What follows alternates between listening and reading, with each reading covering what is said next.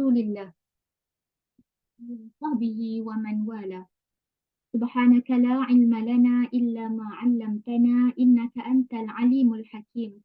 Rabbi shrah li sadri wa yassir li amri wahlul 'uqdatam min lisani yafqahu qawli. Alhamdulillahilladzi hadana li hadza wa ma kunna linahtadiya laula an hadana Allah. Allahumma bima 'allamtana wa 'allimna ma yanfa'una wa zidna 'ilma. Rabbana yassir wa la tu'assir wa tammim bil khair. Allahumma amin. Assalamualaikum Ustaz Dr. Zahiruddin Zabidi.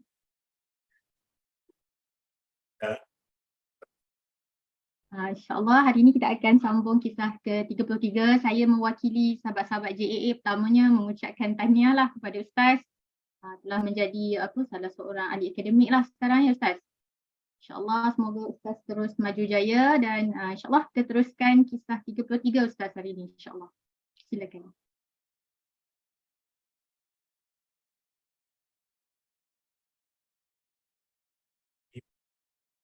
Assalamualaikum warahmatullahi taala wabarakatuh.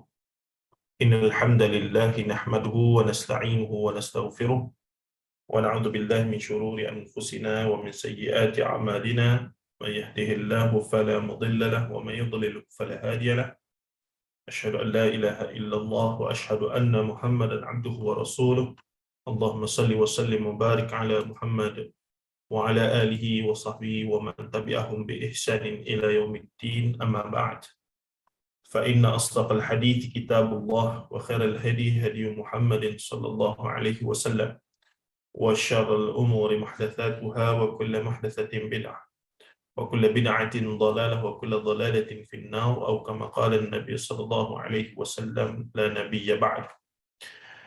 Pertamanya terima kasih dan mohon maaf atas perubahan waktu buat kesekian kalinya kerana disebabkan saya telah menerima tawaran untuk menjadi pensyarah sambilan terlebih dahulu di UIA Pagoh. Jadi mereka telah letakkan jadual mengajar secara online lah.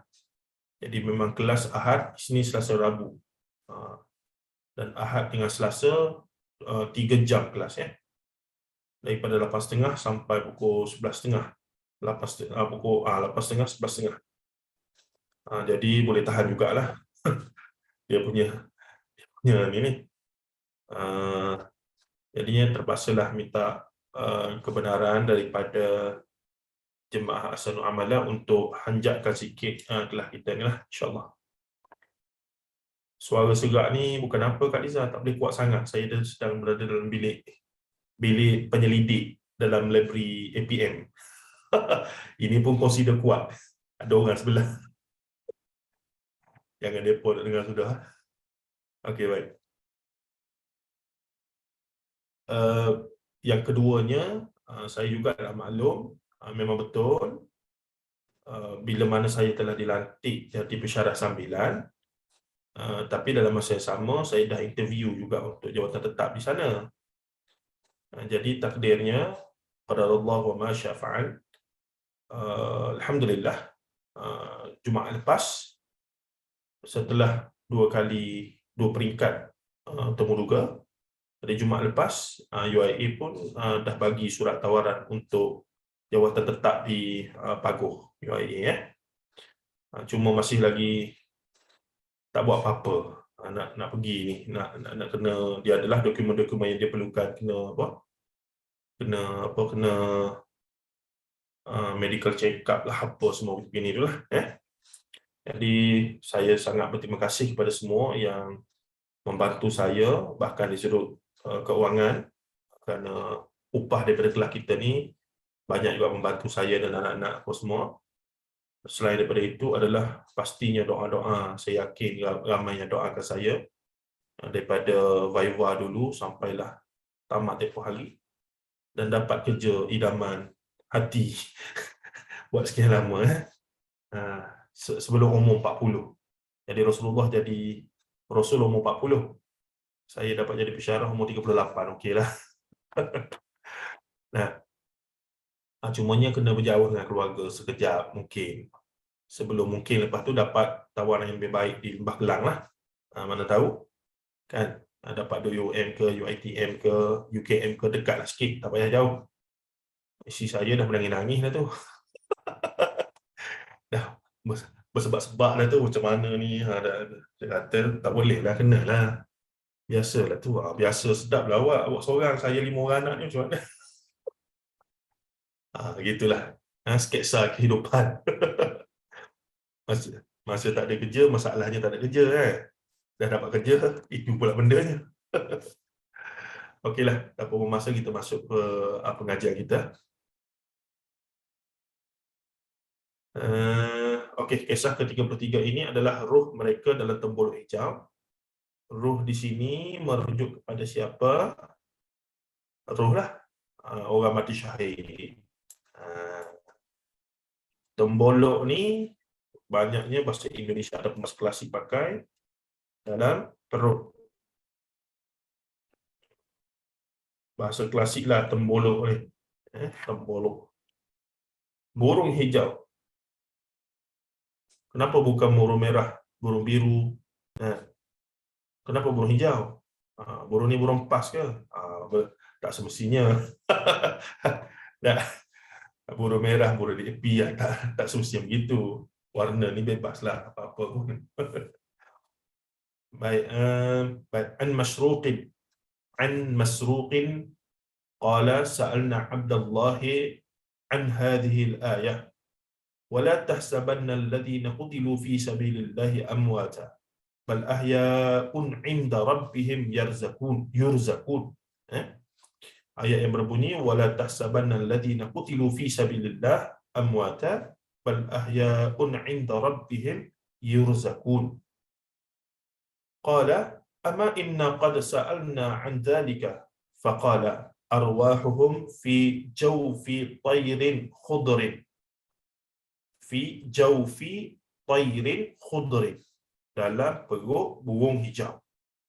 Laha qanadilu mu'allaqatun bil 'arsy tasrahu minal jannati haitsu sya'at thumma ta'wi ila tilkal qanadil fattala'a ilaihim rabbuhum attila'atan faqala hal tashtahuna syai'an qalu ayya syai'in nashtahi wa nahnu nasrahu minal jannati haitsu syi'na fafa'ala dhalika bihim 3 marratin falamma ra'aw annahum la yutraku min an yus'alu qalu ya rabbi nuridu an tarudda arwahana fi ajsadina hatta nuqtala fi sabilika marratan ukhra falamma ra'a an laysa lahum hajatun turiku atau kama qala sallallahu alaihi wasallam. Baik, tengok terjemahannya. Daripada Masruq, sahabat Nabi SAW, katanya, kami bertanya kepada Abdullah, yakni Abdullah anhu, mengenai ayat ini. Dan jangan sekali-kali engkau menyangka orang-orang yang terbunuh, yang gugur syahid di jalan Allah itu mati. Mereka tidak mati, bahkan mereka adalah hidup secara istimewa di sisi Tuhan mereka dengan mendapat rezeki. Surah Al-Imran ayat 169. Ayat inilah juga menjadi sandaran golongan sufi yang menyatakan kepada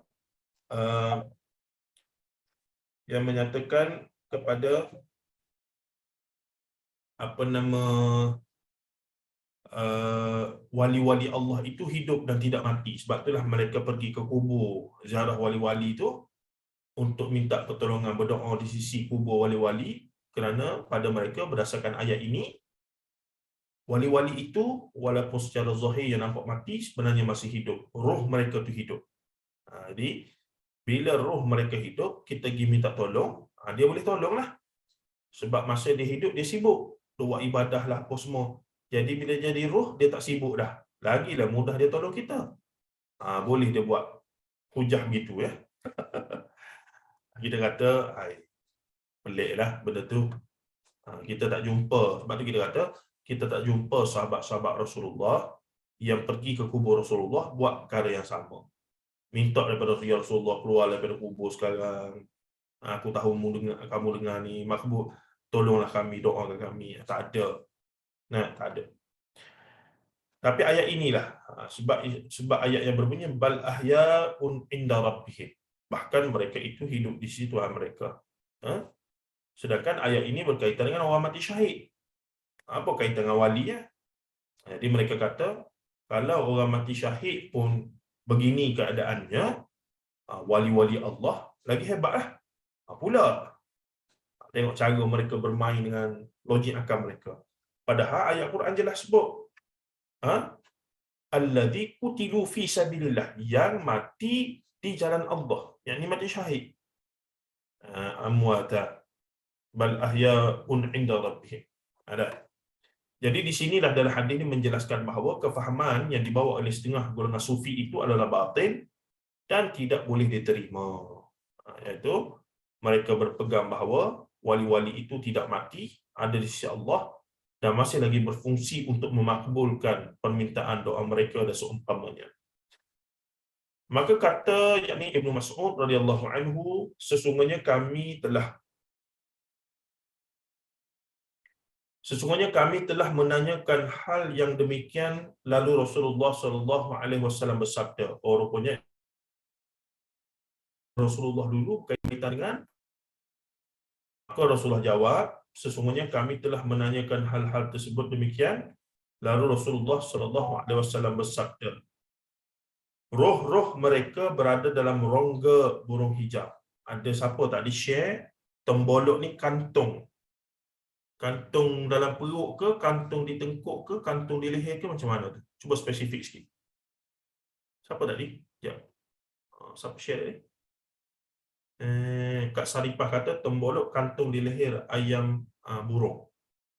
Okey, kita cuba cek sekejap dalam DBP Sekejap. Rujukan DBP.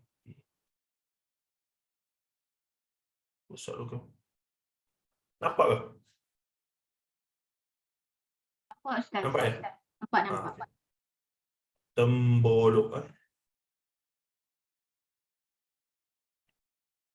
Kantung makanan pada leher binatang seperti ayam burung. Okey. Katanya lagi, ini dalam kamus pelajar isi 4. Kamus Dewan isi 4. Kantung tempat menyimpan makanan pada leher burung, ayam, kelihatan padi berhemburan. Itu kerana kantungnya belah kena taji dengan kulit. Ni ke macam yang sebelum ayam makan tu, sebelum sampai ke perut, dia jadi penuh dulu pada bahagian tengkuk dekat dada dia gitu. Itu kantung. Itu tembolok. Memang kita perasan pun ayam kalau makan dia akan ada satu tempat dia akan jadi keras. Macam dekat bawah tengkuk dia sikit. Mungkin itulah masuk tembolok. Okey. Tembolok kantung warna-warna yang beda. Okey. Seperti ayam burung dah seumpamanya. Ayam burung je lah ada tembolok kan. Rasanya binatang-binatang lain macam kambing semua tak ada rasanya. Okey, baik. Kita balik semula. Jadi Rasulullah kata roh-roh mereka berada dalam rongga ataupun tembolok tadi, burung hijau, yakni kantung makanan, lebih tepat bukan perut, kantung makanan tu burung hijau. Tairun khadra, burung hijau. Ia yakni burung tersebut mempunyai kindil-kindil. Kindil-kindil ni dia macam lampu orang Arab tu. Lampu yang orang Arab letak pelita jadi cantik tu. Yang tergantung. Kindil macam mana nak kata? Lampu pelita lah, lampu macam lampu pelita gitu. Kindil-kindil dan kindil-kindil itu bagaikan sarang-sarang yang bergantung di arasy Allah Taala. Siapa komen ni? Lantern, yes, sangat Sarifah. Ya. Lantern pelita kan? Ni dia macam bolehlah rasanya boleh. Tapi kita carilah, kita cari. Apa masalah sekarang beli Google kan? Okey. Dah buat dia.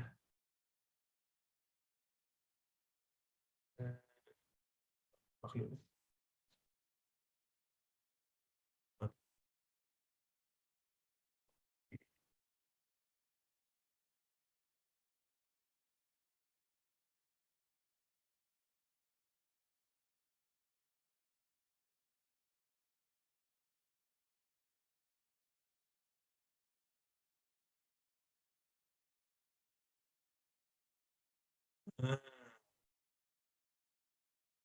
Nampak ke? Macam tanlong itu lah. Macam lampu dululah. Candle. Okey. Dan tergantung pada arasy Allah Ta'ala. Lagu mana? Wallahu a'lam. Kemudian katanya lagi, ia keluar masuk dari syurga mengikut kehendaknya. Ia ni siapa? Balik kepada burung tadi. Yang dalam kantung makanan mereka, tembolok itu ada roh orang mati syahid.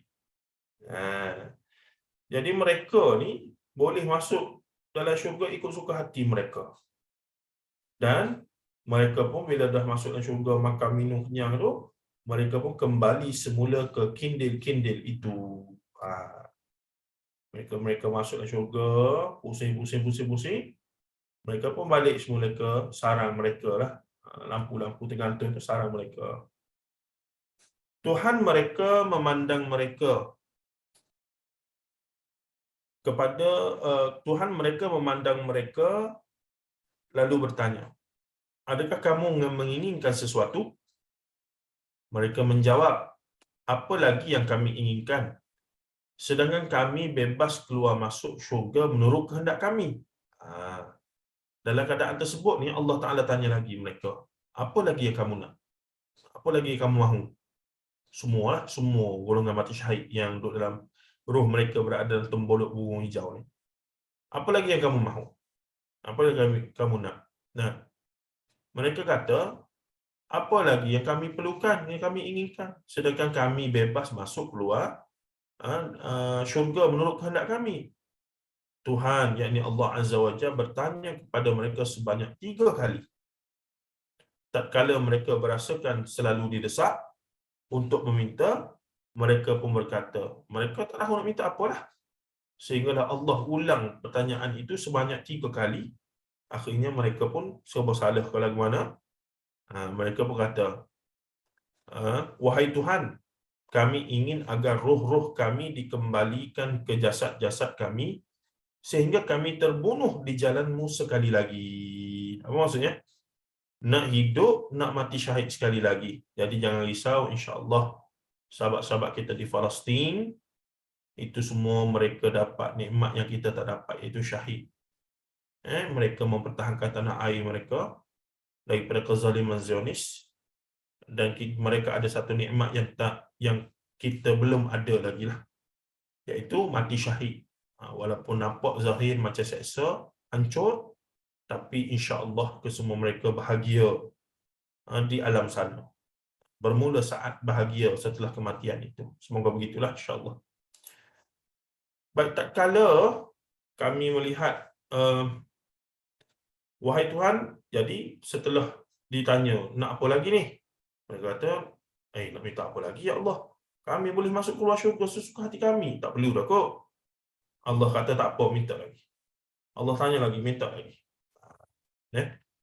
Tak kala mereka berasa selalu didesak untuk meminta, mereka berkata, wahai Tuhan, kami ingin agar roh-roh kami dikembalikan ke jasad-jasad kami sehingga kami terbunuh di jalan-Mu sekali lagi.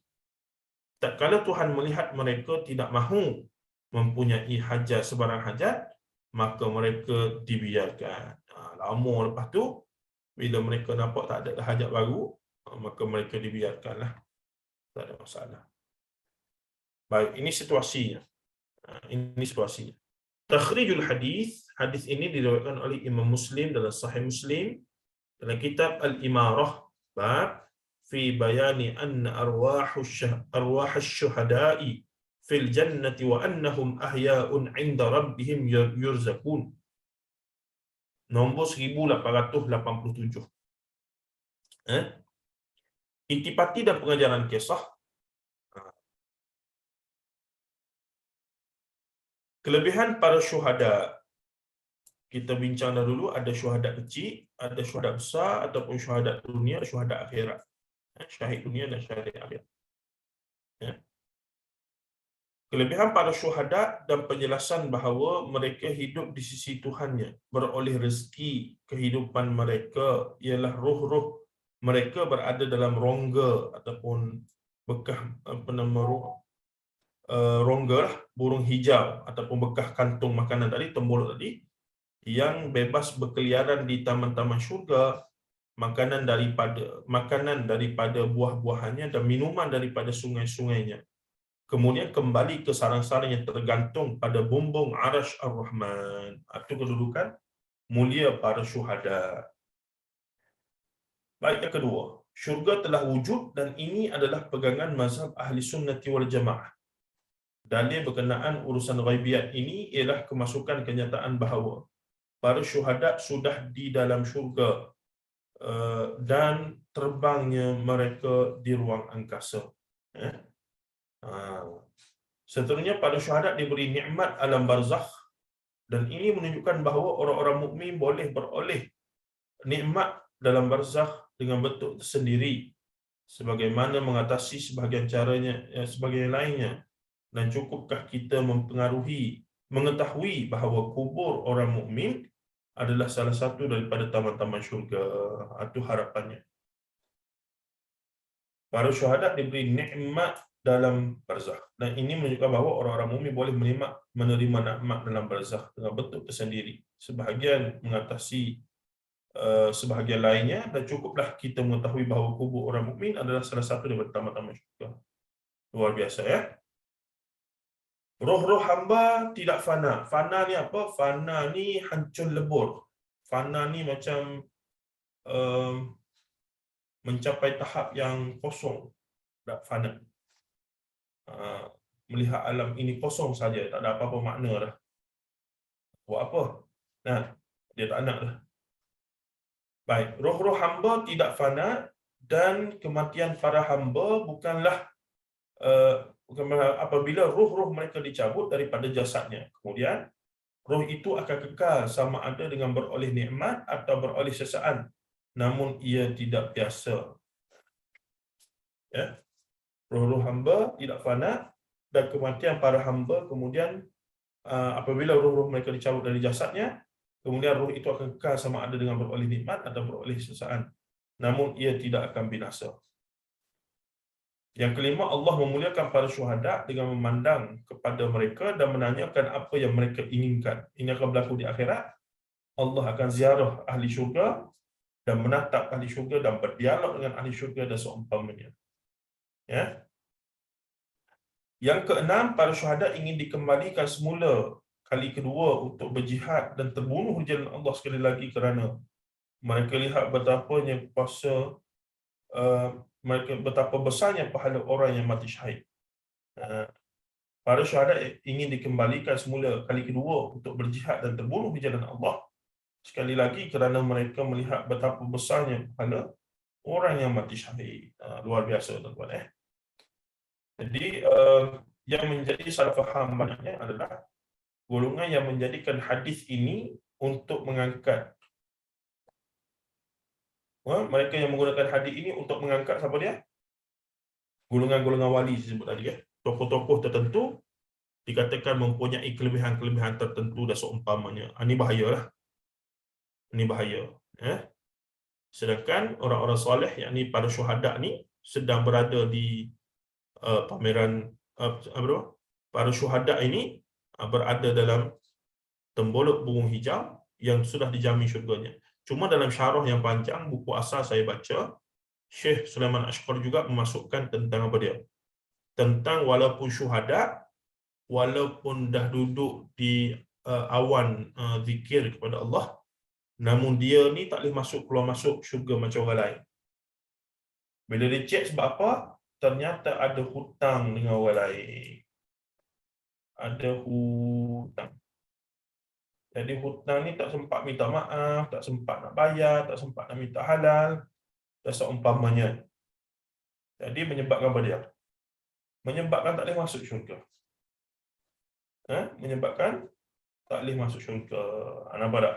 Dia punya implikasi itu.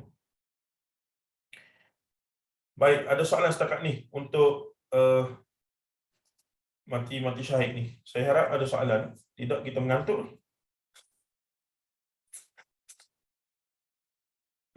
Kena aktifkan chatbot kita ni.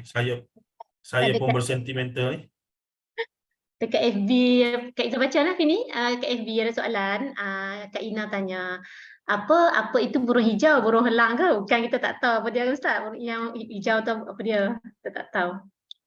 Agak-agak tanya balik. Agak-agak burung apa? Ada setengah tradisi dia cuba nak merincikan. Maka itu timbul idea burung merak adalah burung kayangan burung syurga tu. Lepas tu dia tengok kan warna hijau, dia kata kok ni lah kok. Kita kata lagu mana? Kita kata wallahu a'lam. Dalam hadis sebut burung hijau, kita pun burung hijau lah. Kita tak tahu hijau dia sikit ke, hijau dia mutlak ke, hijau dia hijau muda ke. Tak ada, hadis tak bagi tahu. Yang hadis tahu adalah dia pakai baju hijau. Dia pakai baju hijau. Burung tu berwarna hijau. Burung tu berwarna hijau. Parrot boleh jadi, wallahu a'lam, kita tak tahu. Banyaklah. Burung hijau ni apa dia? Merak, parrot ataupun burung kakak tua. Apa dia lagi? Banyaklah burung hijau ni. Jadi wallahu a'lam. Jawapannya wallahu a'lam, tak tahu. Sebab jenis burung pun tidak diberitahu. Contoh selama ni kita salah faham. Tayran ababil. Tayran, burung ababil. Ababil itu sendiri bila diteliti dari sudut kalimahnya, etimologinya, ternyata ababil itu bermaksud burung-burung yang banyak, jamak. Jadi tak semestinya satu jenis burung yang bernama ababil. Ni siap letak nama anak dah, ababil. Tak boleh. Ababil tu adalah jamak kepada banyaknya bil ke lagu mana tu. Ada perbahasan Ustaz bernama Abdullah Bukhari pernah bahaskan isu ini Dan bermaksud burung yang datang itu adalah burung biasalah, burung yang ramai-ramai ni lah. Cuma setelah diseru mereka ramai-ramai datang. Bila ramai-ramai datang, cerita yang masyhur pula, cerita Abrahah tu. Burung itu membawa batu dan merejam kepada batu itu kepada gajah-gajah dan seumpama tentera Abrahah tu lah. Dan mereka dikatakan bila terkena hunjam dengan batu tu, dikatakan batu itu jadi batu berapi. Termasyhur kan? Dan bila jadi batu berapi, kenalah tubuh badan gajah tu habis lubang-lubang apa semua, sakitlah kawan tu. Dikatakan begitu. Bila kita baca balik, Ustaz Bukhari lah, macam balik dia kata, tak kena tu. Sebab pertama, ababil itu sendiri bukanlah nama khusus. Kata nama khusus. Adanya burung nama jenama ababil, dia jamak kepada perkataan tertentu yang menjadi ababil. Satu. Yang kedua, batu berapi itu, kalau kita terima, kalau kita pegang bahawa yang dimaksudkan binatang yang ramai itu, ataupun burung-burung itu bukan seekor burung yang bernama ababil. Tapi burung ramai-ramai lah. Ada burung gagak, ada burung tu, burung ni, burung kelincak. Apa saja jenis burung, ramai-ramai. Pergi ambil batu daripada mana tempat, mari rejam tentera Abrahah.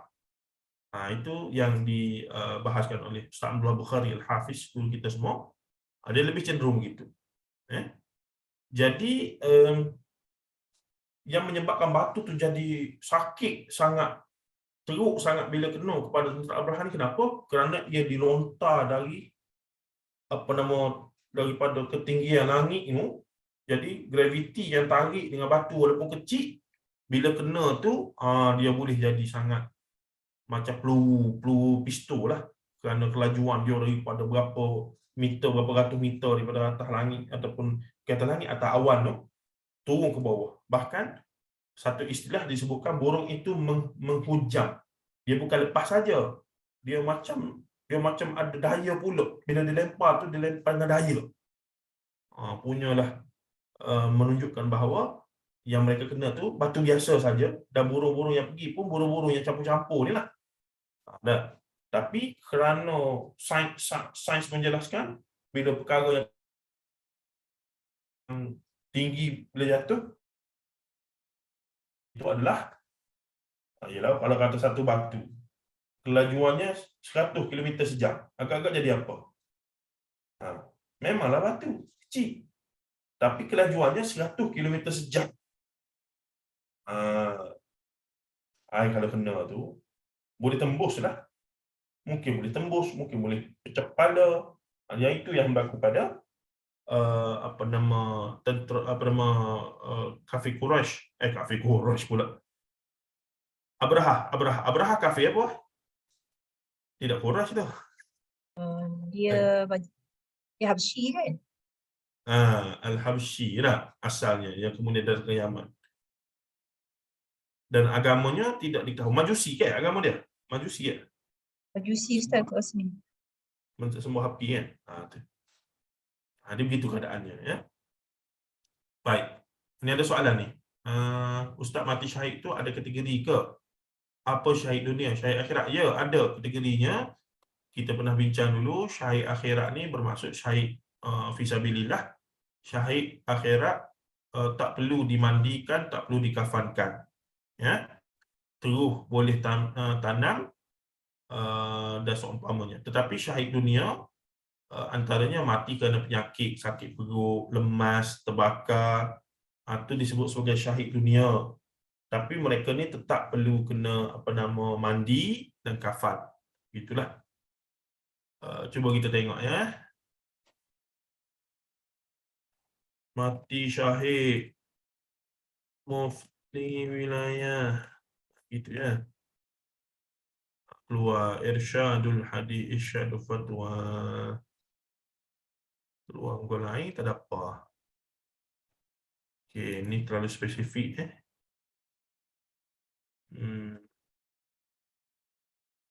tak jumpa pula pasal COVID belakang ni.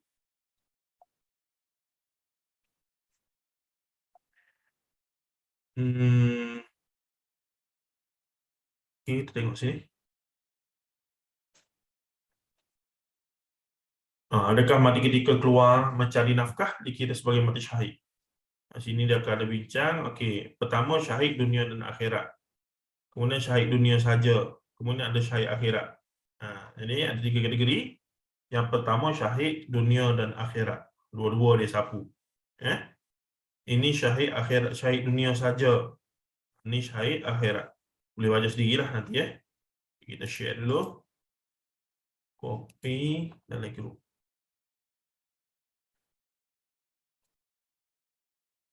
Okey.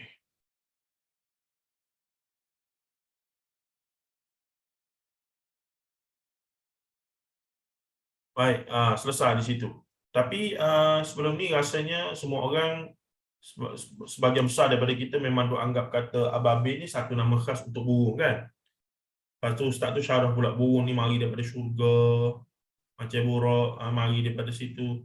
Ada kata mari daripada neraka, bawa batu api neraka. Tu masyhur tu. Kita kecil-kecil dulu dah dengar kan. Betul tak kami ni? Betul Ustaz. Even sekarang pun ada macam Ustaz-Ustaz ajar anak-anak macam tu lagi. Sebab dalam buku cerita pun dia sebut lagu tu. Dalam buku cerita kanak-kanak tu memang banyak dia sebut lagu tu. Jadi kita pun dapat pendedahan pun baru lagi daripada Ustaz Zulkhairi, Ustaz Abdullah Bukhari dan seumpamanya. Bila nak betulkan balik tu, benda dah berakar beratus tahun. Bukan berpuluh tahun, beratus tahun. dalam manuskrip Melayu lagi tu ada dah benda tu. Lagu mana nak tukar tu? Memang benda lampau kita tak boleh nak tukar dah. Yang boleh kita berubah adalah benda masa depan. Okey, kita berhenti sini sekejap. Saya nak ke tandas sekejap ya. Kena basuh muka. Tidak lepeng rasa saya. Tandas sekejap. Betul. Silakan Ustaz. Tak apa Ustaz. Bagi Minum air 10 panas sikit minit. Ustaz. 5 ke 10 minit. Cari jajan ke apa semua dulu, tampar-tampar muka.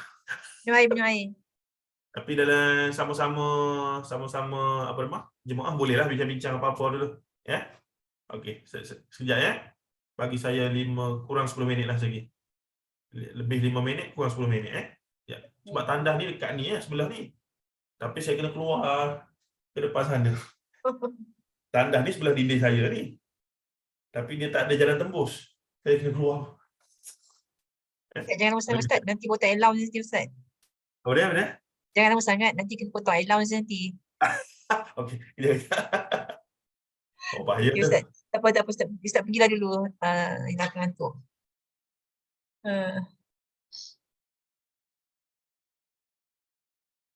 Cuma Fina betulkan, Fina rasa Ustaz tertukar tadi yang syahid tu.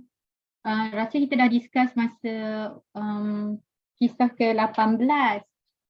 Syahid dunia tadi Ustaz cakap syahid dunia yang lemas, dihempap bangunan semua tu. Tapi sebenarnya kalau baca yang mufti wilayah tu terbalik. Maksudnya yang dunia tu ialah yang jihad fisabilillah semua tu. Itu je lah yang Fina rasa kena betulkan. Sebab sebelum ni pun masa awal-awal hari tu pun Ustaz mention dunia tu apa yang jadi kat dunia, tapi sebenarnya syahid dunia ialah yang akhirat. Faham tak? Tak tahulah.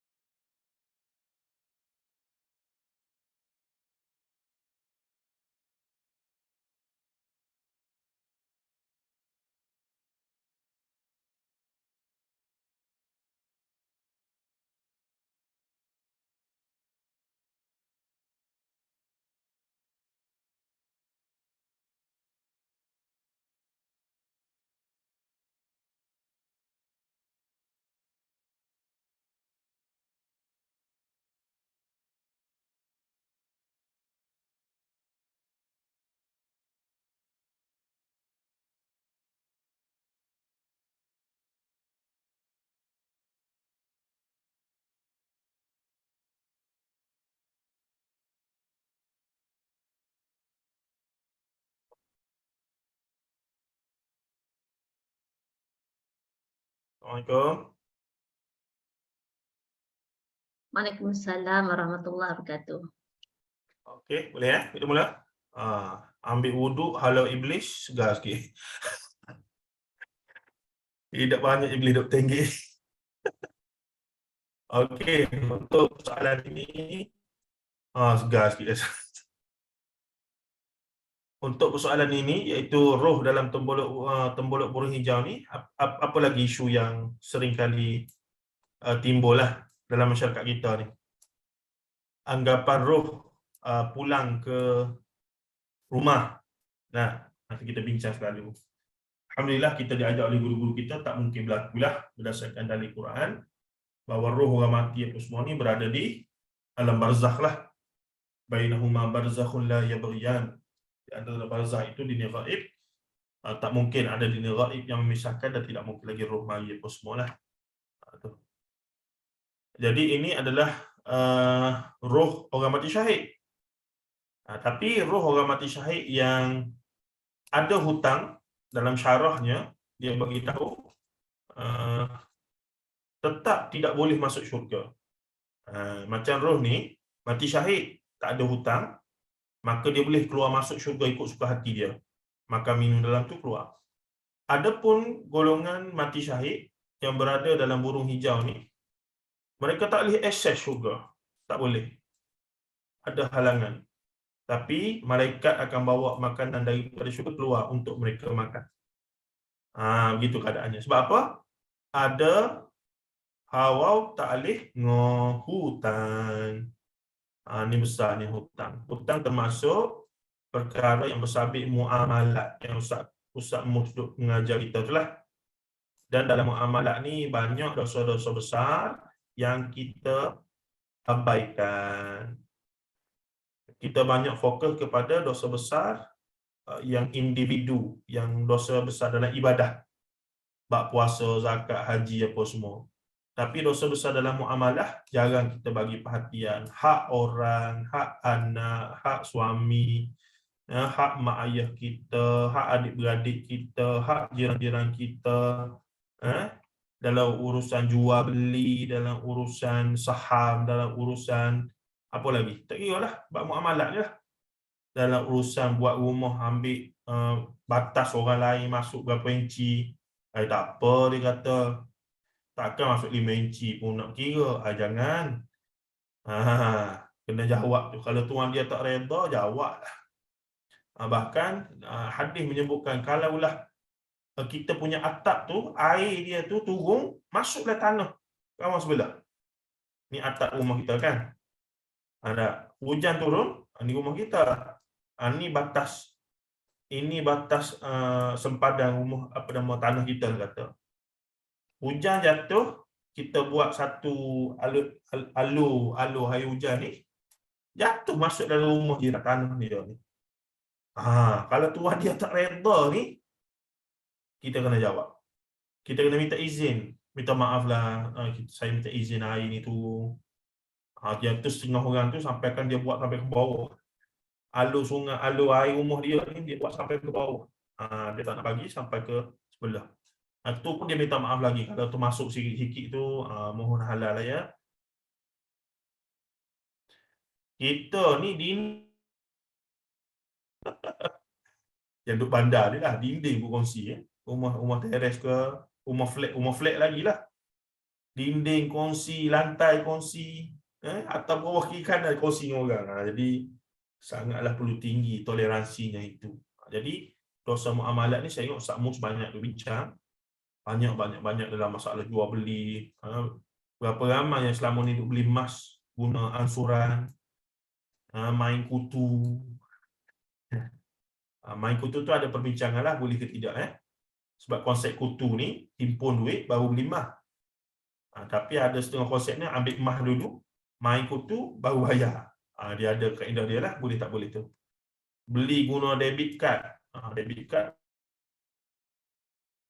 dia tidak tu kan. Tapi kalau kita dahulukan duit orang lain, kita bayar pada kad kredit.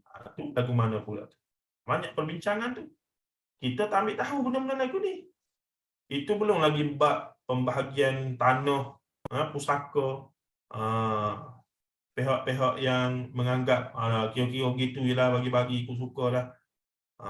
Betapa di sisi syariat salahnya anggapan-anggapan setengah pihak. Jadi kita jangan terlepas pandang ya. Dosa-dosa dalam ibadah, dalam akidah kita cakna.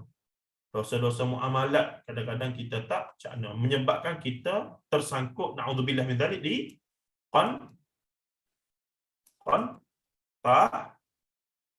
qantarah. Lalu ikan sirah, lepas dah. Ingat, boleh masuk syurga lah. Rupa-rupanya ada roblok lagi, tak lepas sini.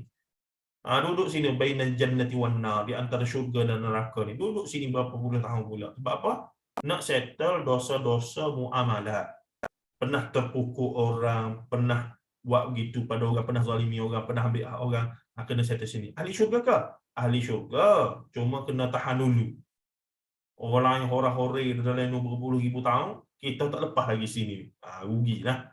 Rugi. Semoga kita, Allah Ta'ala, bagi peluang untuk tebus dosa-dosa muamalat kita sebelum kita meninggal dunia. Ya? Ada peluang. Cuma ada perbincangan lah, macam kalau kita mengupak ke apa semua tu, kalau minta maaf direct, disebut dengan rinci, menimbulkan perbalahan yang lebih besar. Maka menurut mazhab Hambali, boleh kita minta maaf secara umum. Saya minta maaf lah segala dosa-dosa saya pada awak. Okey dah tu, kira sekali dah tu. Sebab kalau rinci kan, saya sebenarnya pada 2 hari bulan sekian, pada pukul sekian-sekian minit sekian telah kata pada awak gini-gini. Kemudian setahun setelah itu, pada hari sekian-sekian minit sekian-sekian, itu letih lah kita. Ada. Jadi boleh. Dan satu lagi, kalaulah kita pernah terambil ke duit, kita pernah pinjam duit kawan-kawan kita masa sekolah dulu, masa universiti dulu ke, ambil hak orang ke apa semua, kita pun dah insaf nak pulangkan balik hak dia tu yang kita ambil. Mungkin yang terambil ke, yang dia ambil secara paksa ke apa semua, kita pun nak pulang balik. Cari-cari tak jumpa. Buat iklan dalam Facebook, cari pergi balap polis, tak jumpa dah. Nah, macam mana nak buat? Jadi setengah ulama kata kita infak guna nilai yang sama. Kalau barang ataupun duit yang kita ambil tu 500, maka 500 tu kita infak lah, tabung masjid ke, anak yatim ke, tak kira lah. Tempat yang infak untuk dapat pahala, niatnya untuk bayar hutang ataupun bayar hak kawan tu tadi, niatnya pahala ni dapat kat dia, bukan dapat kat kita. Itu antara kaedah ulama, praktikalnya ulama-ulama dalam bidang akhlak ni, memberikan panduan kepada kita biar ia melibatkan dosa-dosa muamalat. Pernah dengar dah tak sebenarnya ni kan? Jadi semoga kita ada peluang lah untuk praktis dan seumpamanya. Sebab tu penting sangat, saya selalu ulang pada ibu-ibu sekalian pun, hutang kena catat. Dan kena maklum kepada pasangan kita, kepada anak-anak. Kalau yang dah berumur, pada anak-anak kena maklum. Kalau tak semua anak pun, lantik seorang jadi bendahari ataupun accountant keluarga, ya. Dia kena jaga. Sebab nanti kita khawatir bila kita meninggal, ramai orang datang menuntut yang sahih, yang tak sahih ni. Kalau yang sahih pun mari, orang ni 5,000, orang ni 10,000, pening juga waris tuan-tuan. Kena-kena tak kerja lagi macam saya ni. Mari tu ni. Gitu. Jadi kita kena jagalah. Jangan sampai anak-anak kita yang sepatutnya mendoakan kita, turn out dengan duk marah-marah pula pada kita. Sebab tinggal masalah banyak. Ya? Ibu bapa yang bertanggungjawab, berilmu, dia akan pastikan dia mati dan tidak meninggalkan banyak masalah kepada waris dia. Ya? Kalaupun tidak tinggal harta yang banyak. Jadi kena terang pasal hutang apa semua gitu-gini. Jangan simpan. Begitulah juga itu kalau yang mari begitu. Tapi kalau sebaliknya, mati-mati orang ni kata, oh dulu ada ni masuk pelaburan, ada 10 juta sekarang, tu tak apa, tak beritahu. Tu alhamdulillah, dunia runtuh dia panggil. Ada juga begitu kan? Okey, terus kita pergi kisah seterusnya. Kalau tak ada soalan dah, kisah soalan ni ada saya buat. Yang sunat kena minta izin suami. Baik, apa soalannya ni? Kecil-kecil tu takut roh balik makan nasi malam Jumaat. ada isteri yang utamakan ibadat-ibadat sunat sehingga agak terabai tanggungjawab kepada suami bagian Ustaz. Memang tak boleh ya, ibadat sunat, melainkan ibadah wajib. Ibadah sunat termasuk puasa, solat sunat, dan seumpamanya. Hatta kalau tengah solat sunat pun setengah ulama kata kena batalkan kalau suami panggil lah, suami ataupun mak yang kita wajib taat tu kena batal sebab solat sunat ya. Tapi kalau solat wajib, habiskan dulu dan baru pergi balik pada mereka. Ibadah sunat. Kalau ibadah wajib, selesaikan dululah hak Allah Ta'ala dan kemudian barulah. Jadi dalam kes ini memang diajarkan kepada kita dalam mazhab Syafi'i ke apa-apa mazhab ke, untuk seorang isteri nak buat apa saja ibadah sunat yang menyebabkan dia itu tidak boleh berkhidmat kepada suami dia dalam arti apa sajalah, maka dia perlu minta izin daripada suami dia. Betul tak kata Kak Liza tu? Kena minta izin dulu ya. Begitu keadaannya. Oh tak adil lah saya nak buat ibadat pada Allah gini-gini ni. Tak. Serve suami dan sabar dengan suami. Sebagaimana isteri kena sabar, sebagaimana suami kena sabar dengan isteri. Itu pahala yang cukup besar. Ujian paling besar untuk seorang isteri siapa dia? Untuk lelaki dia tu lah. Ujian paling besar untuk suami, bini dia tu lah. Sama-sama lah. Tapi tak aci saya minggu ni saya tak nak solat. Kenapa? Biar dosa suami saya. Tak aci. Itu awak punya dosa sendiri. Tak ada pasal suami dosa pasal benda tu ya. Ustaz-ustaz tu ceramah tu. Ini suami kena tanggung dosa, mak ayah kena. Lepas akil balik, kita tanggung dosa masing-masing dah. Tak ada dah isu tanggung dosa ni. Tetapi ada juga dia punya portion tu. Contohnya suami yang suruh isteri nak pakai tudung elok, suami pula suruh awak tak payah pakai tudung lah, freehand begitu je. Contoh. Kolok betul pakai tudung ni. Tu memang dosa besar dah. Suami itu dosa pula. Dan isteri tidak perlu taat dalam kes itu. Sebab la ta'atil makhluk bi maksiatil khaliq. Tidak boleh taat kepada makhluk dalam urusan maksiat kepada Allah. Tak boleh. Walaupun suami yang suruh, kita kena fahamkan dia bahawa benda ni Allah Ta'ala suruh lebih tinggi daripada awak lagi, lebih utama daripada awak lagi. Gitu. Ataupun suami yang reda dan tidak melarang anak isteri dia yang mendedahkan aurat dengan sengaja. Dia just okay, tak apalah. Nanti tutup aurat. Kalau gitu lebih kuat. Cuma kes tadi, saya tak nak puasa, saya tak nak solat sebab apa? Biar suami saya tanggung dosa belaka. Tu tak ada. Tak ada skema tu, tak ada ya. Itu awak tanggung seorang-seorang lah. Walhal suami dia ni suruh dah dia, marah dah dia. Kena solat lah kini ni. Saya tak nak, biar awak tanggung dosa, biar awak dosa. Awak suami saya, siapa suruh jadi suami saya? Tak habis. Tak habis berada lagu tu. Okey, baik. Okey, hadis tadi dalam kitab Bab Imarah tadi selesai. Kisah hadis dan kisah seterusnya. Kisah ke-34 perjalanan mati ini pun menarik sangat. Ada pelbagai riwayat Ahmad, dan ini pun jarang kita dengar, dan biasa yang kita dengar tu pun macam-macam versi. Dan bercampur aduk dengan sahih dan tidak. Why not kita balik tengok apa yang hadis kata terlebih dahulu ya.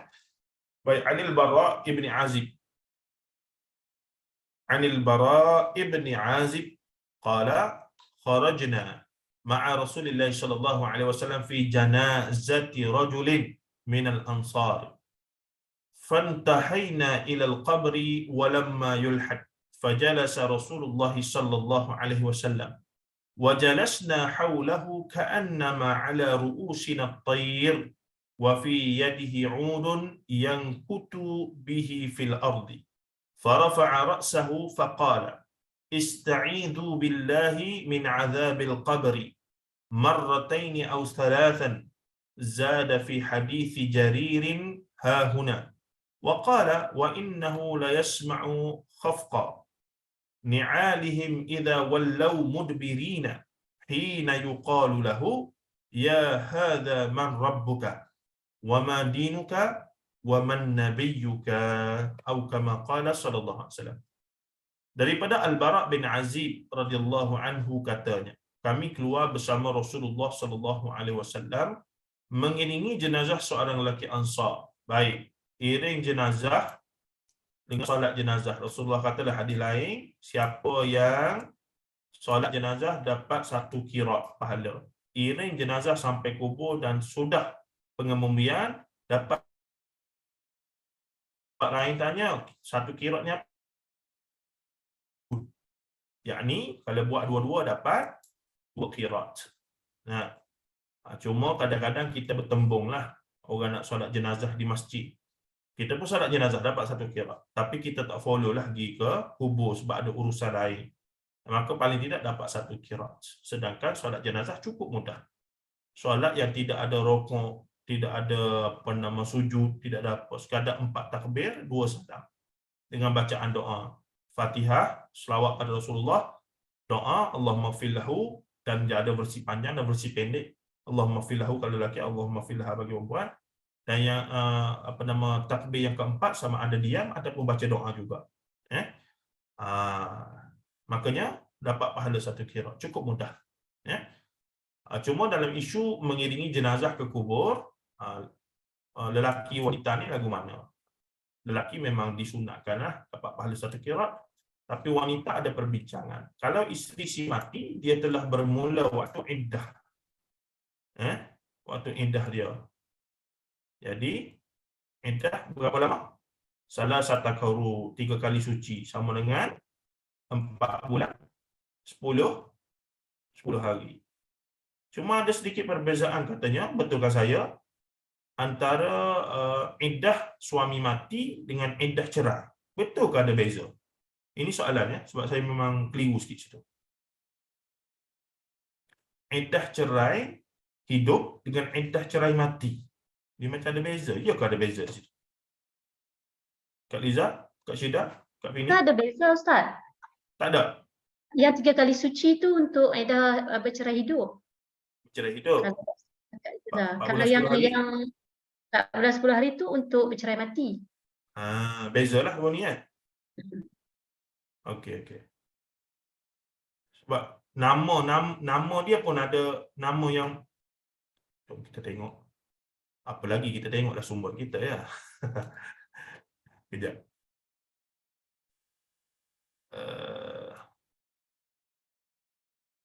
Okey, kita tengok sumber kita ni. Jangan risau. Apa kita panggil? Mati syahid apa lagi? Iddah.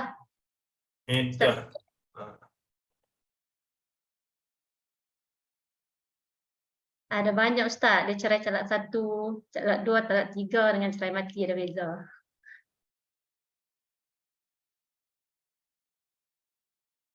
Tengok bahasa Inggeris pula. Aduh. Tu ada share dekat ruangan chat. Tempoh iddah wanita istihadah. Tu beza lain pula ya. Masalah lain pula. Ni tak ada. Saya pernah baca dah itu sekali, tak ingat. Okey, ni. Okey, dia ada bagi Fiqhul Islam wa adillatuh. Akuna faedah. Pendek pula ni. Yang Dekat chat Ustaz. Ustaz tengok dekat chat. Ni. Kak Syahidah ada. Okey.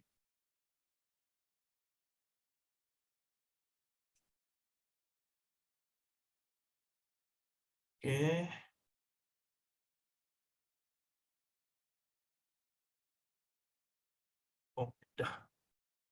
Tepoh. Kiraan bulan.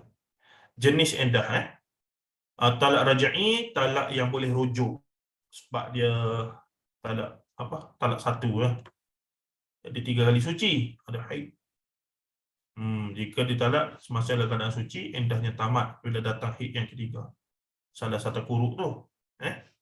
Jika ditalak dalam keadaan haid, iddahnya tamat apabila datang haid yang keempat. Dia extend sikit. Jika ditalak semasa dalam keadaan nifas, hendaklah menunggu sehingga 3 kali suci selepas nifas. Iddah tamat apabila datang haid yang keempat. Panjang lagi. Talak raj'i ba'in, tiada haid. Oh, yang ni talak raj'i ba'in juga. Ada haid. Talak raj'i ba'in yang tidak ada haid. Yang ni sudah menopause lah. Sama ada kerana penyakit, telah dibuang rahim, telah putus haid, belum pernah haid atau lain-lain. 3 bulan. Oh, 3 bulan cukup gitu. Bukan 3 kali suci 3 bulan. Ini skema mazhab Syafi'i yang Malaysia guna Bercerai talak raj'i ba'in sedang mengandung sehingga bersalin atau kandungan gugur. Bersalin saja settle. Tak. Setelah iddah bila melahirkan anak, sama ada hidup atau mati atau gugur kandungan telah membentuk janin sempurna, hanya bentuk segumpal daging menurut pakar perubatan itulah kandungan sebenar. So beranak saja ataupun gugur saja settle dia punya iddah tu. Bercerai talak raj'i ba'in dan belum pernah disetubuhi, kahwin-kahwin terus cerai. Kahwin hari ni, kahwin pagi, tengah hari cerai.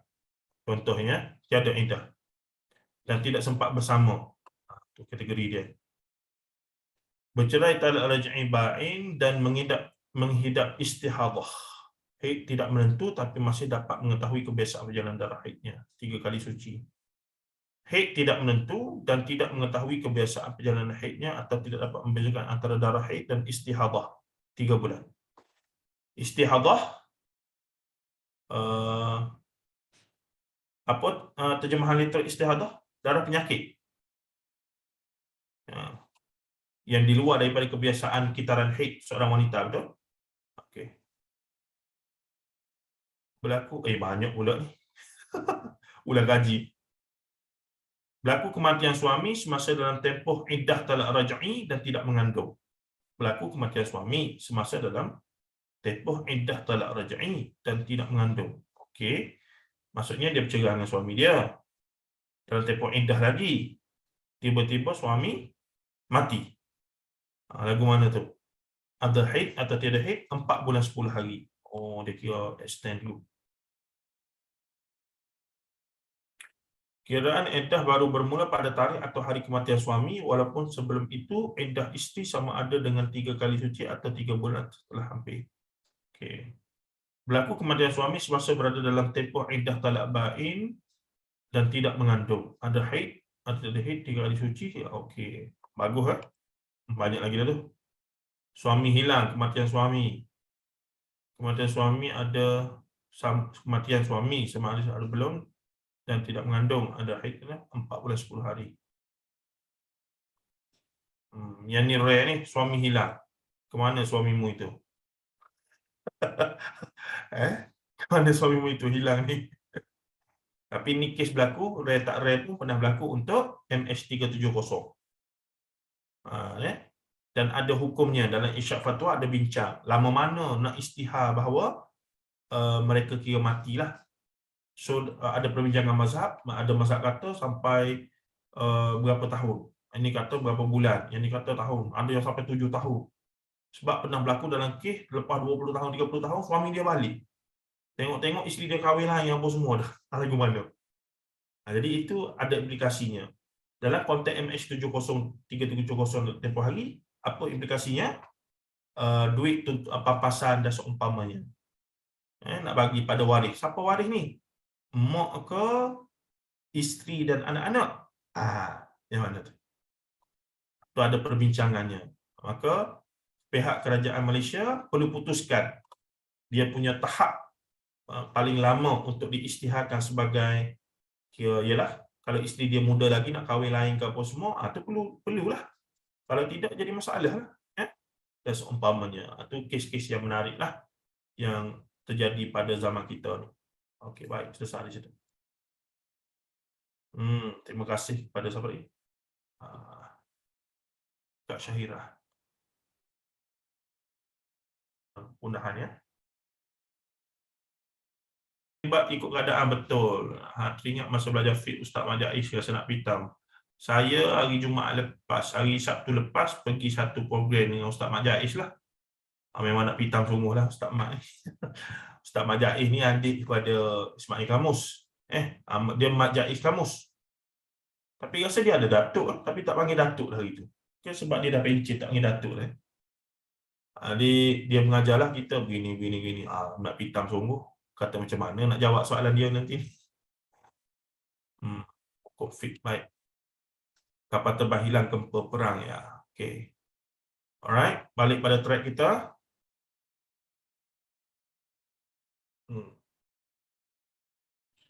Jadi nak katanya apa isu sekarang, selain daripada kita rujuk kepada orang-orang tertentu yang kadang-kadang banyak memandai-mandai pun sebenarnya di kedai kopi dalam grup WhatsApp kita tu, kita dah boleh kalau pandai sikit carilah sumber yang autentik daripada page-page rasmi yang ada ni. Paling tidak bacalah sikit, jangan malas sangat ni. Saya nak tahu keputusan je, tak nak baca.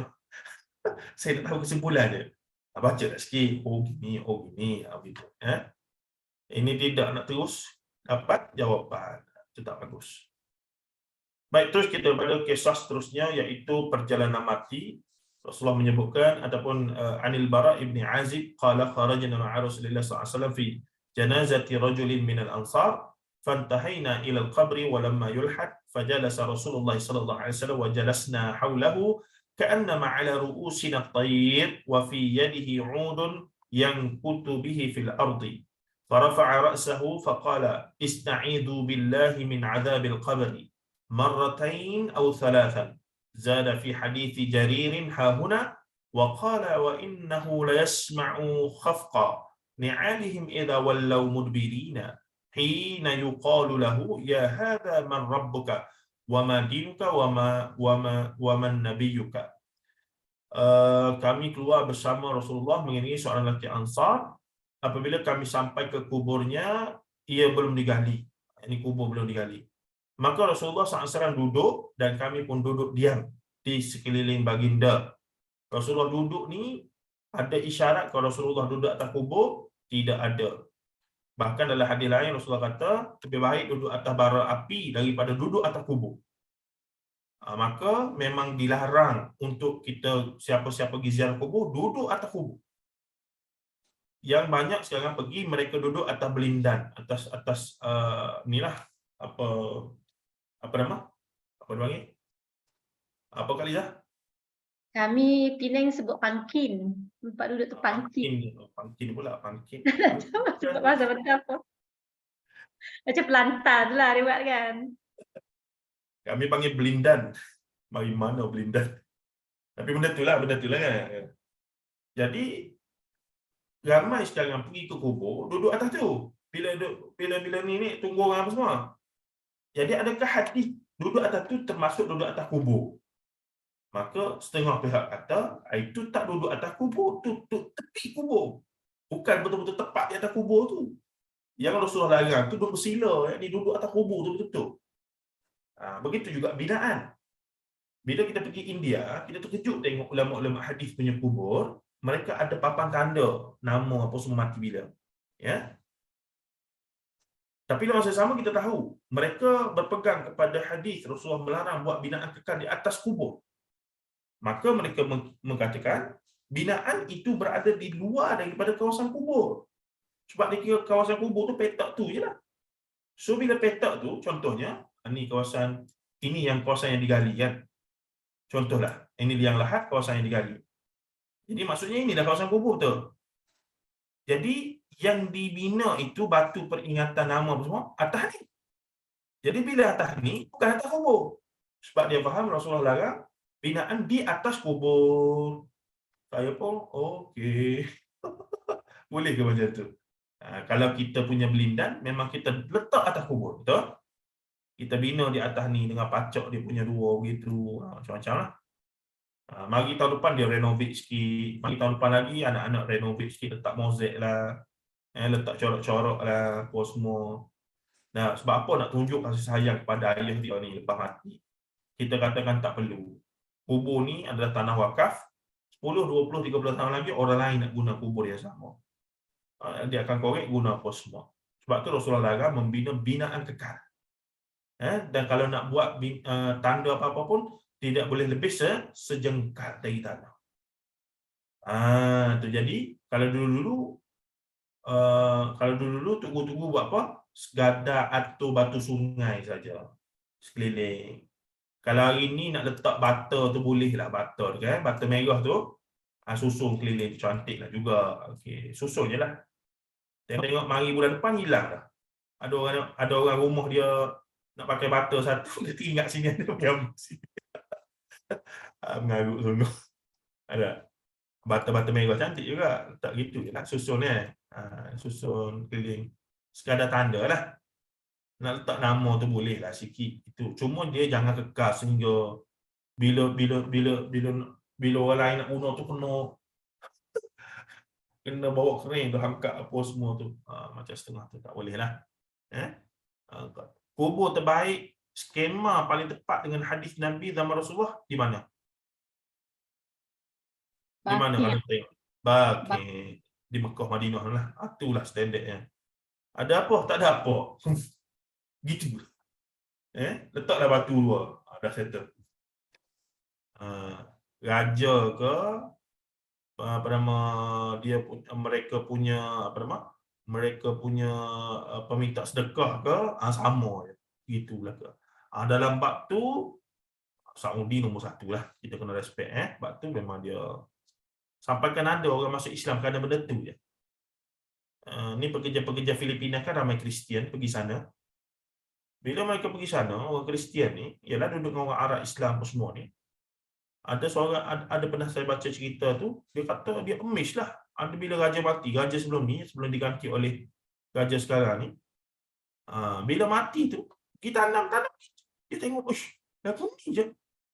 Oh, kalau raja kami mati, menteri kami mati dulu, orang politik kami mati dulu, dengan belaroknya, dengan apanya, dengan kuburan tu buat macam-macamnya apa semua. Dah. Tapi tidak berlaku di Saudi. Dalam bab tu kita kena respect sungguh-sungguh ya. Apatah lagi jika yang mati itu siapa dia? Kalau di Iran dia punya ayatullah apa semua mati, ambil lah. Sampai sekarang pun masih ada. Kalau tak percaya, ayo kita tengok sikit. Khomeini YouTube.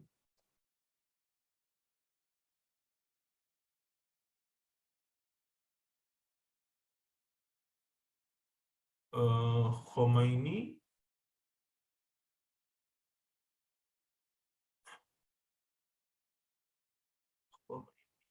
funeral. Okey.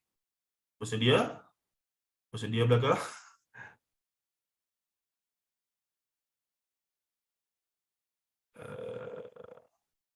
Dia ada satu video tu bila dia mati, apa yang berlaku adalah orang berebut dia punya nak masuk tempat kuburan tu tak boleh, orang ramai sangat. Jadi apa berlaku? Kena hantar helikopter. Bila helikopter landing, mayat dia turun, berebut. Sampai telanjang berokeh dia. Ni kafan dia yang habis semua orang ambil. Datang muka bumi Allah Ta'ala hina lagu tu dah. Ayo. Ayolah kita tengok. Our days used to split between work. Ada suara ke? Tak ada Ustaz. Ada suara Ustaz. Ada dia ni. Mana? Password. Sana okey.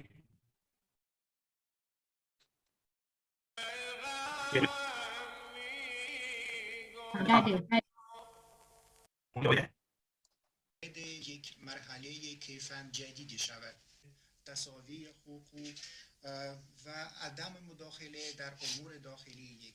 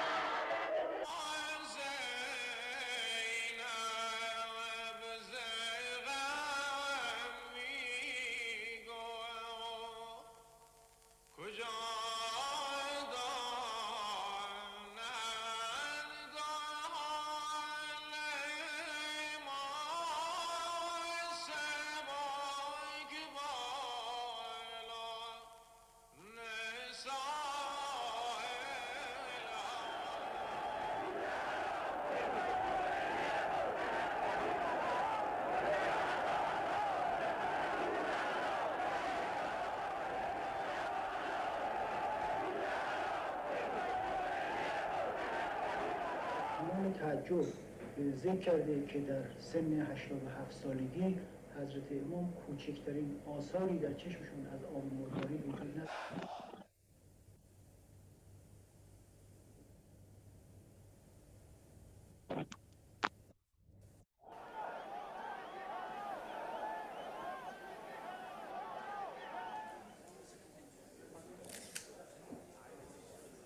و به دست آمدن بخشی از اسنادی که اونجا بود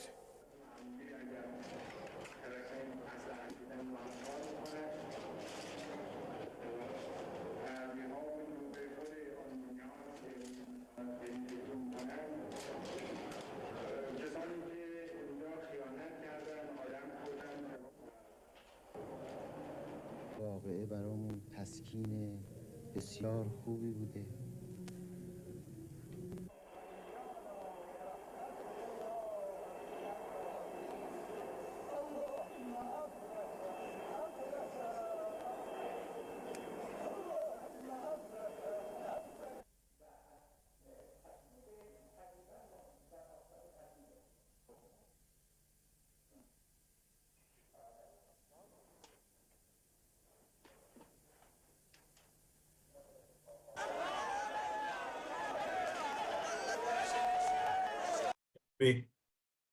Ada lah.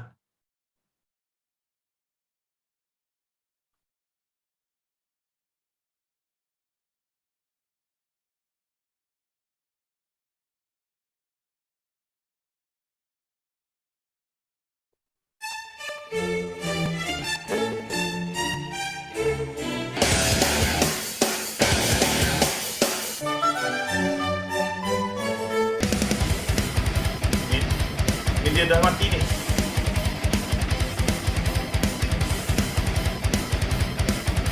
Music oh.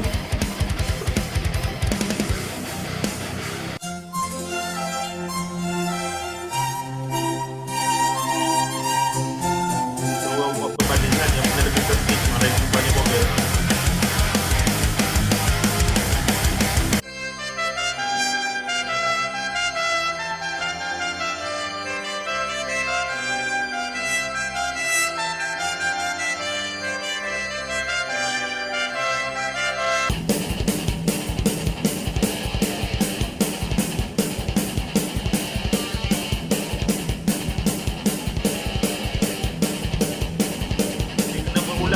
Kali bila dah terbuka habis kena ambil kunci balik, kapan balik, datang balik, hancur balik, ulang-ulang balik 2-3 kali. Berapa kali Ustaz? Beberapa kali. Ada 2-3 kali juga.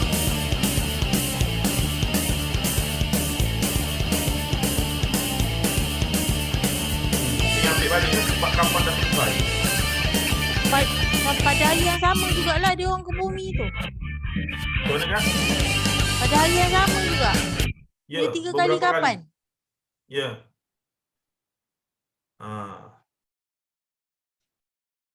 Tu dia buat apa tu? Jasad dia tak hancur ke dibanding-banding?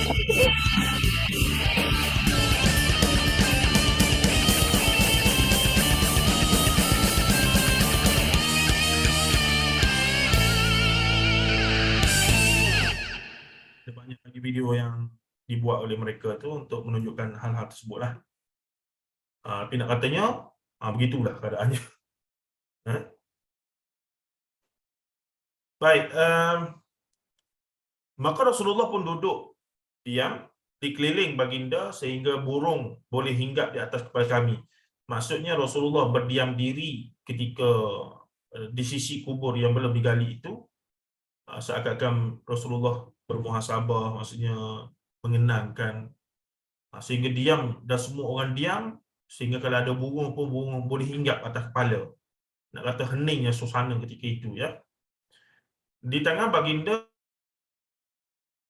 untuk mencakar tanah, mengangkat kepalanya dan bersabda, mohonlah perlindungan kepada Allah daripada azab kubur. Baginda mengatakannya sebanyak 2 atau 3 kali. Riwayat Jarir ada tambahan di sini, semakin mendengar hentakan sandal ataupun kasut kaki mereka apabila mereka pulang. Dan pada saat itu dia ditanya, wahai fulan, siapa Tuhanmu? Madinuka, apa agamamu? Man nabiyuka, dan siapa nabi kamu? Itu. Baik. Jadi keadaannya Rasulullah kata, bila kita pergi ziarah kubur ni kena banyak berdoa. Doa apa dia? Minta perlindungan Allah daripada azab kubur. Rabbi a'udzubika min adzabil qabri. Rabbi a'udzubika min adzabil qabri. Rabbi a'udzubika min adzabil qabri. Untuk digigit lah. Kemudiannya kita mohon juga doa untuk si mati tu. Allahumma ighfir lahu warhamhu wa'afi wa'fu anhu wa akrim nuzulahu wa wasi' mudkhala sidqin ila akhir itu. Minal sajji wal barat, itu apa semua tu lah. Kalau tak ingat, buka lah telefon tu. Sekarang dah ada telefon tu, buka. Nah. Baik, katanya lagi, aqala iqala hannadun. Pada riwayat Hannad. Qala ataupun qala ni, mana mari ain ni? Tak ada ain. Qala hannadun, qala wa ya'tihi malakani fayujlisanihi fayakulani lahu man rabbuka fayaqulu rabbi Allah fayakulani lahu ma dinuka fayaqulu dinil Islam fayakulani lahu ma hadha ar-rajul alladhi bu'itha fikum qala fayaqulu huwa Rasulullah sallallahu alaihi wasallam fayakulani wa ma yudrika fayaqulu qara'tu kitab Allah fa amantu bihi wa saddaqtu zada fi hadith Jarir fadhalika qawlu Allah azza wa jalla yuthabbitu Allah alladhina amanu al-ayah.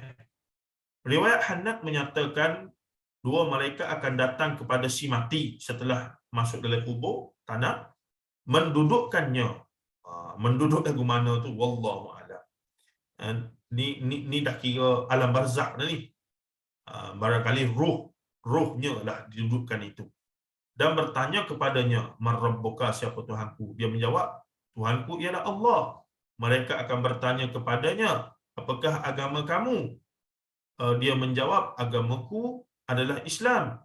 Mereka akan bertanya kepadanya, apakah pendapat kamu tentang orang yang diutus untuk misi antara kamu? Yakni Rasulullah lah. Dia akan menjawab, dia adalah Rasulullah sallallahu alaihi wasallam. Mereka akan bertanya, mereka ni siapa? Dua malaikat tadi. Siapakah Raqib Atid pula, kiraman katibin. Raqib Atid lah. Raqib Atid pula. Siapakah yang akan menyedarkan kamu tentang hal ini? Munkar Nakir. Dia akan menjawab, saya membaca kitab Allah, beriman kepadanya dan menganggapnya benar. Riwayat Jarir ada tambahan sebagaimana firman Allah Ta'ala, yuthabbitullahu alladhina amanu bil qawli thabiti fil hayatid dunya wa fil akhirah wa yudillullahu zalimin wa yaf'alullaha ma yasha. Allah letakkan pendirian orang-orang yang beriman dengan kalimah yang teguh dalam kehidupan dunia dan akhirat, dan Allah menyesatkan orang yang berlaku zalim kepada diri mereka sendiri, dan Allah berkuasa melakukan apa saja yang dikehendakinya. Surah Ibrahim ayat 27. Baik, ada sebarang soalan? 21 lah ni, panjang ni. Tak sedar. Ya, saya tengok sikit. Apa ni? Kepuk guna kayu boleh. Kepuk kubur, pangking. Okey. Oh, yang saya tanya tadi pangking. Okey, pangking kubur. Kami panggil belindan. Belindan kan? Ikutlah benda. Kepuk kubur. Letak tai bagi cantik. Orang tanya kenapa? Yalah ni kubur ayah kami apa semua. Tak ada dah ayah kita nak berbangga dengan dia punya kubur cantik ya. Tak ada dia pergi tengok, dia bercakap dengan jiran-jiran dia, tengok anak-anak aku duduk tiap-tiap tahun tukar kubur ni. Renovate lepas renovate. Tengok sayang tak sayang pada aku, tak ada. Yang dia tunggu doa daripada kita. Amal soleh yang kita buat yang automatik dapat pada mereka, kedua ibu ayah kita ya. Itu yang kita kena caknakan. Batu pun satu je. Kalau di Madinah, Mekah, Madinah, Baqi', kepuk guna kayu boleh ke Ustaz? Kalau hujan, tanah semua jatuh. Kepuk maksudnya dalam kubur yang tahan tanah tu. Kau macam mana? Kepuk ni.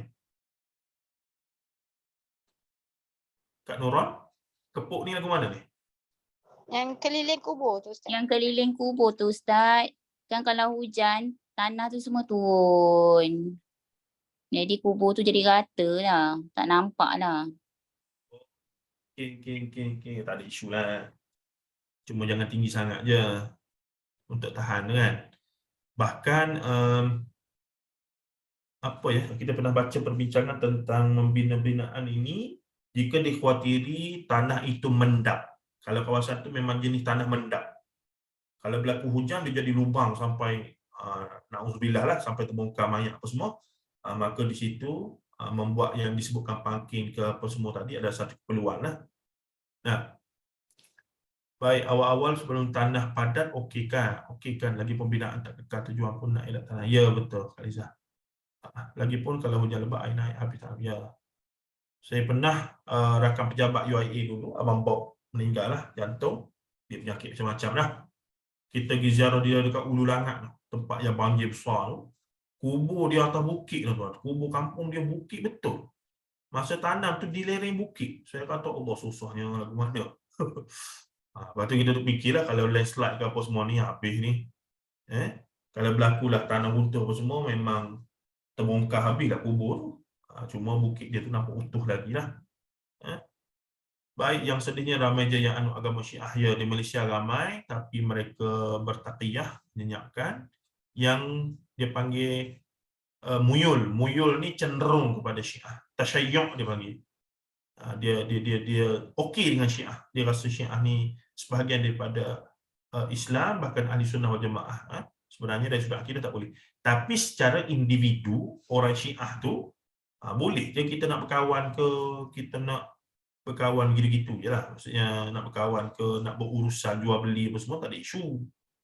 Itu muamalat kita lain. Ni kita mengiyakan akidah mereka, tak boleh lah. Bahkan kita tidak halal pun nak bunuh mereka ke apa semua, tak boleh. Islam tak ajar begitu. Melainkan dia mengancam kita dulu, itu cerita lain. Betul ya. Baik, seterusnya serabutnya tengok. Kena berebut sebab tak nak ambil ke. Ya betul Kak Syafini. Tepat sekali. Yang dia berebut sangat sebab apa? Nak ambil berkat, nak ambil tu cebisan dia punya apa nama? Kain kapan tu. Kan Syiah ni ada yang melampau tu sampai kan najis mereka punya mulah pun mereka ambil, mereka tampal pada badan. Dia ada perayaan sebab dia yakin bahawa ayatullah mereka ni dijamin masuk syurga, tak masuk neraka. Maka mereka buat kesimpulan najis, bila kalau kita lumurkan najis mulah-mulah mereka di tubuh kita, maka kita pun tak kena neraka juga. Ni mengarutnya Syiah ni, kita sebab tu orang boleh terima, kita jadi pening sikit tu. Teruk. Kalau ada masa boleh tengok sendiri, carilah tengok sendiri. Tapi jangan telajak lebih pula, lama jadi syok pula. Bahaya juga tu rasa macam tu. Ya, memang nampaklah bagaimana Allah Ta'ala hina. Memang antara ulasan ulama kita ni, Khomeini ni tak masuk dalam kubur pun Allah Ta'ala hina dah dengan pengikut sendiri. Melampau, betapa dia ajar pengikut-pengikut Syiah ni melampau sampai tahap tu. Kelanjir bogel tu sikit kita tengok tu. Yang sebenarnya sampai memang kelanjir bogel. Dia punya jenazah tu sebab orang berebut semua. Jadi bila helikopter mari jatuh nak masuk keranda dia lalu tu semua duk tarik dah pulang balik. Kafan sekali lagi, mari lagi. 2 ke 3 kali tak silap saya kalau saya tengok dulu. Orang rakaman ada, saya malas cari tu. Cari sendirilah. Okey, sembelihan Syiah kita boleh makan ke? Macam mana tu? Sembelihan Syiah boleh makan ke? Kalau saya tak makan lah. Kalau saya tahu tu Syiah yang betul-betul Syiah. Kalau dah itu Syiah yang betul-betul Syiah, saya peribadi tak makan lah.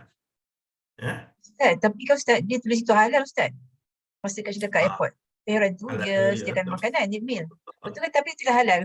Tapi itu tak nak makan tak lalu lah Ustaz. Tapi sampai kata pada ada halal, kita bila makan, cuma makan lah kan.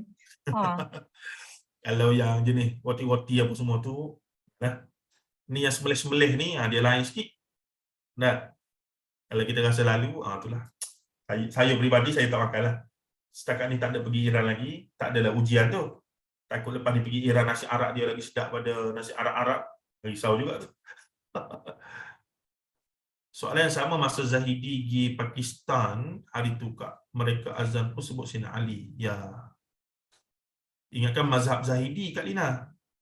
Dah, Syiah Zaidiyah tu. Kejut saya Zahidi. Rupanya suami Kak Lina pergi ke Pakistan. Solat di Masjid Syiah. Tak pergi. Dah dengar azan macam tu, tak pergi. Oh, Ustaz pun larang, jangan pergi dia kata. You terbalik. Tak Kalau pergilah, pergi ke Iran, sembahyang sendirilah. Satu-satunya tempat yang solat Jumaat adalah embassy Malaysia ataupun embassy Indonesia. Mereka tak solat Jumaat. Jadi sembelihan diorang ni macam mana Ustaz, kira tak boleh lah ya? Kalau nak pasti kita saya kalau Maulana Asri apa semua kami pegang tak lah. Tapi mungkin ada pandangan yang tak apa, kita cuba tanya ustaz-ustaz kita yang lain untuk tengok fatwa Malaysia macam mana. Sebab kawasan tu memang semuanya majoriti macam itu kan. Ya, India dengan Pakistan dengan Malaysia. Sembelihan oleh dia orang lah. Betul. Okay. Dia sembelih tak sebut nama Allah. Halal bagi mereka lah. Akidah tak sahih, takut juga nak ada sembelihan. Okey, tak apa, yang ni kita tinggal dulu. Saya jujurnya tak dapat jawapan yang tuntas, tapi secara prinsip disebabkan saya bila kita ngaji dengan Maulana Asri, kita letak Syiah ni, Syiah yang betul-betul Syiah ya, bukan Syiah yang suam-suam suku ni. Ni Syiah betul ni, pure. Akidah memang Ali sama dengan Allah Taala ni. Tu memang kita dah anggap dia bukan Islam kan. So sembelihan dia tu memang kita tak makan lah. Dan setakat ni saya pun belum diuji lagi dengan berhadapan dengan pergi ke Iran. Itu pergi ke Turki okey lah. Walaupun penuh tattoo ni. Orang Turki kan. Islam tattoo penuh. Kita kata Islam ke kau ni. Tapi masjid dia, orang tua penuh juga. Ramai juga yang lebay-lebay dia apa semua tu. Tapi yang muda-muda ni, muka tattoo, tangan tattoo. Dahsyat. Turki pun ada Syiah. Wallahu alam, saya tak tahu ramai tak ramai tu, tetapi mungkinlah sebab dia pun sebelah Syria saja, dekat juga kat Iran dan seumpamanya ya. Cuma orang Turki yang Syiah, wallahu alam, mungkin ramai ke tak ramai. Ya dah, Turki pun ramai orang, sampai berapa puluh juta tu, 40-50 juta ya penduduk dia tu. Okey, kita dah 40 minit. Kita berhenti di sini dulu. Kak Fini, kalau boleh tanda surat kita ni. Baik.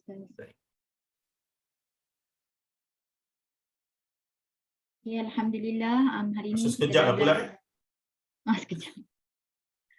Tak apa, kita bagi Ustaz rehat dulu. Ustaz kena rehat sikit.